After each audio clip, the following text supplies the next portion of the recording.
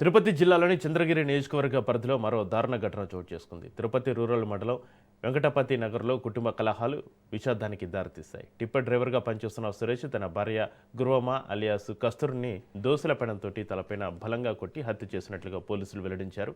మద్యానికి బానిసైన సురేష్ ప్రతిరోజు భార్యను వేధించేవాడని స్థానికులు చెబుతున్నారు.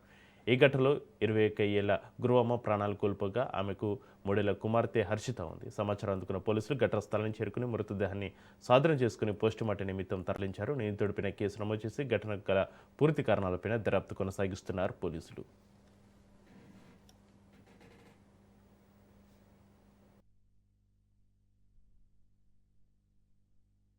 మనకు ఒక ఇన్ఫర్మేషన్ రావడం జరిగింది.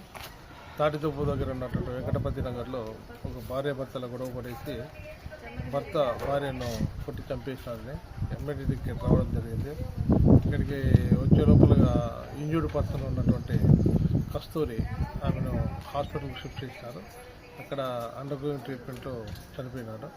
తర్వాత భర్త సురేష్ కూడా ఈ చుట్టుపక్కల వాళ్ళు దాడి చేయడం జరిగింది. ఎందుకంటే ఆక్రోషంలో భార్యను చంపేసినాడు అనవసరంగా అని చెప్పేసి చేంజ్ చేసుకున్నాం. అతన్ని కూడా హాస్పిటల్కి పంపిస్తున్నాం. దీని మీద కేసు రిజిస్టర్ చేసి నమోదు చేసి విచారణలో మరిన్ని వివరాలు తెలియజేస్తాం.